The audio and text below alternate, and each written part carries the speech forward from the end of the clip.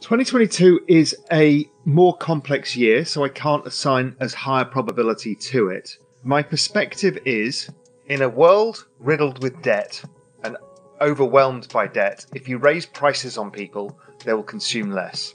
What people need to understand is asking me for a snapshot in time is not my prediction that I'm actually investing on, because what everybody forgets to do on Twitter is ask, what is your time horizon? Does it matter that it goes to 200,000 by end of year or not? No, because that's not my time horizon. My time horizon is, I'm thinking of this space over the next 5 years. Where does it go? Are there markers on the way? Yes. So my view is the opposite of everybody else's view currently. My view is that growth slows dramatically based on both the central bank balance sheet tapering and the higher prices of input costs like electricity, those kind of things, and also gasoline for cars. Those kind of things are fixed costs. And if you raise the fixed costs in people without raising wages as much, you end up with less demand. Or its potential is more borrowing. That's the only way. You either consume less or borrow more. It doesn't look like the banking system really wants to lend in that way.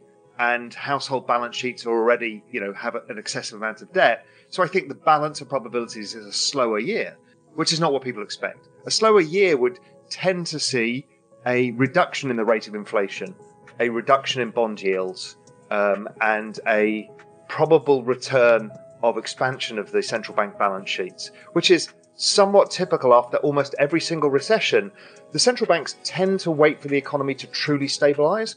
And that process usually takes about 2 years of further rate cuts as the stimulus rolls off and then the economy comes down to a trend rate of growth, which is too low. They stimulate again, it drifts down, they stimulate again, and eventually you find the equilibrium level of the trend rate of growth, which I think is much lower than people expect. Most people see what's in front of their eyes and not what lies into the future. So you need to look at the kind of probabilistic trees of, okay, what could happen? There are no certainties. None of us know. But where do the probabilities align themselves? Most people look with inflation up now, therefore inflation, therefore wages will go up, and therefore the Fed needs to tighten.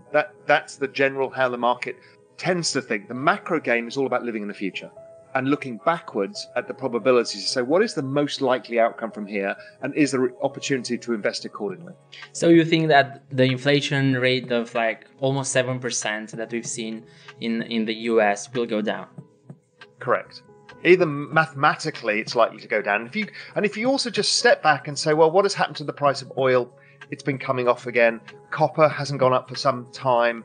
Lumber prices, well, they've come down. So what we're left with is natural gas in Europe is still very strong. Yep. Some of the agricultural complex is still strong because of supply issues. Those are the real issues here. I think we're already starting to see mitigation within housing prices and stuff like that, where prices again destroyed demand. So from a selfish, let's say, crypto perspective, what should we want from 2022? From what we want and what we get is always two different things. Obviously.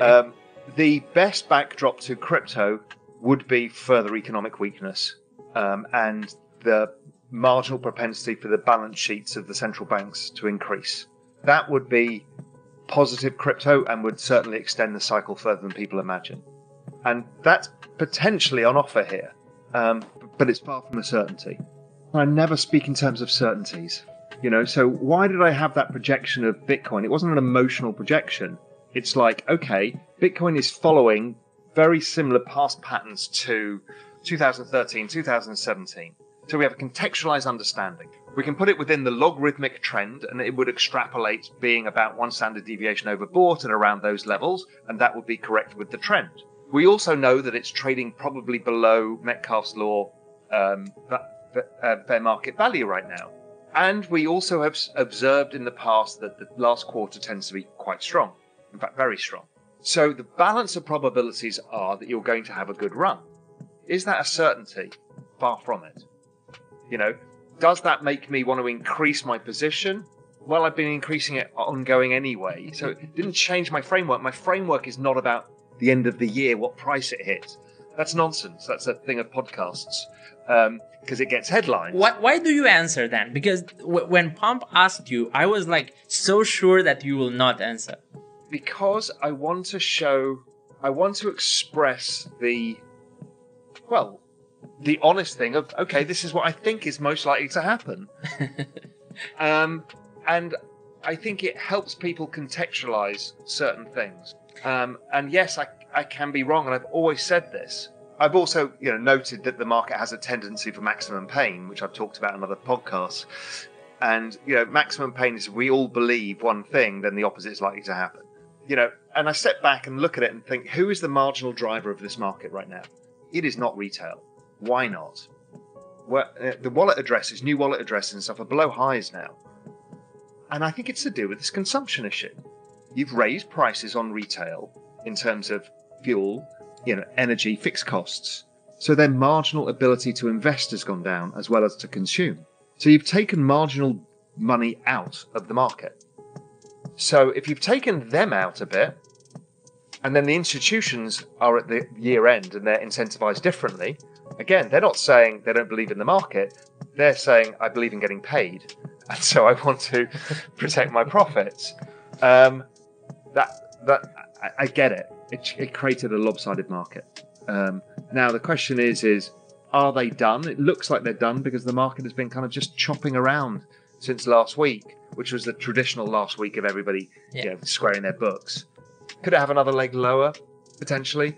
Could that come out of Asia, which is where a lot of the selling has also come from? Again, possibly. But the probability is that next year ends up being a strong start, just because capital gets put to work. You can manipulate the market in the short term, you can't do it in the long term. So I'm not a short-term player. I hear people talking about what the whales are doing, what people are doing in Asia, what some of the the bigger trading people in Asia are doing. And sure, I mean, humans are incentivized to manipulate markets, but in my time horizon, it doesn't matter. In the short term, I think all markets are manipulated in the short term in some way, shape, or form. Crypto just happens to have this 24-hour but not 24-hour liquidity, and that creates a opportunity set for people who want to move the market around for specific things. I know this from the derivative market. You would see if there was a option was expiring at one point, people would try and expire it at that point to make it worthless or valuable, whatever it was doing. Same with program trades where you'd buy huge baskets for a pension fund. They would guarantee a price into the close and they would manipulate the price. We've seen it in LIBOR, we've seen it in the foreign exchange fixings, we've seen it in everything. If there's an economic incentive to do it, humans will take it. It's actually not all in Ethereum. It's about 80% Ethereum. There's 95% in crypto because I've also got a position in carbon, which is the only other non-crypto trade I've got. But the other layer ones, it's really simple to me. I don't know why everybody gets in a big mess about this. It's really simple. So Bitcoin is the least flexible in its current format. So if you want flexibility of smart contracts and ease of use, you go to Ethereum. That's great. Now, if you want cheaper fees or faster, you go to another layer one, Solana, Terra, Avalanche, etc. And they all have their place in the ecosystem, and that's fine. And I don't think the market is all about price or speed. It's all about network effects. Those chains are getting network effects, and I think Ethereum's dominance of the alternatives market, the non-Bitcoin market, will fall over time because the market's going to broaden out and find different use cases. It's like I was having an argument on Twitter last night about decentralization, but it's not decentralized enough for them. Nothing is compared to Bitcoin, but people will take trade-offs. Everybody does. Life is about a trade-off, and the trade-off is less decentralized equals faster and cheaper, and that equation is what it is, and you make your choice. And that means there will be people adopting some of these ecosystems. The value of all of the mobile phone networks in the world is worth a lot more than gold. But nobody compares them. That's stupid. But people compare these things. Now, if in 10 years' time Bitcoin has smart contracts, has cheap transactions, all of these things that Ethereum offers, then fine, that may change again. I don't think of it necessarily as a permanent flippening. Maybe something else happens. I have a completely open mind. But right now, if you look at the network effects and the speed of growth of the network, Ethereum will outperform. And eventually, It only has to outperform by 2x and it's done. And it's larger. Does that mean that Ethereum's won? No. They're two different things. It's ridiculous. Do you want to know one thing about crypto? I made over 3000% in profit in a few weeks. Fact is, the traditional financial system, the traditional money system makes you poor, not rich. If you want to earn $500,000, $1 million, you have to wait until you're 50, 60, 70 in the traditional financial system, and you probably will still be broke. And you will be old. This is not a sexy combination, as you can imagine. But the question is, how can you start in crypto and make these profits? Where to invest? Where do you start? My name is Gunnar and I'm from Germany, as you can hear, and things are a little bit different in Germany. More about that later on. Fact is, there are lots of different cryptocurrencies. It's a gigantic universe where beginners and professionals get easily lost. But there is light at the end of the tunnel. There are 7 key steps you need to follow to become successful in this market. You have to know them, and if you fail one of them, it's literally impossible to succeed in this market. Just an example, one of the key points is your exchange, and one of the biggest are, for example, Binance and Coinbase. These are trusted and well-established exchanges, but, and this is a big but, you won't find the super profitable coins on those exchanges. The unknown super profitable coins that get gigantic profits are not traded on those kind of exchanges. They are traded on much smaller insider platforms that are barely known. And I can tell you what those super secret exchanges are and why they are so profitable. And another super important thing are the right information sources. The point is, the internet is gigantic. There are hundreds and hundreds of YouTube channels, blogs, pages, and much more. And there are also market makers and influencers. For example, Elon Musk, he is not a crypto guy, but the moment he recommended Dogecoin, it went through the roof, to the moon, so to say. But why did he recommend it?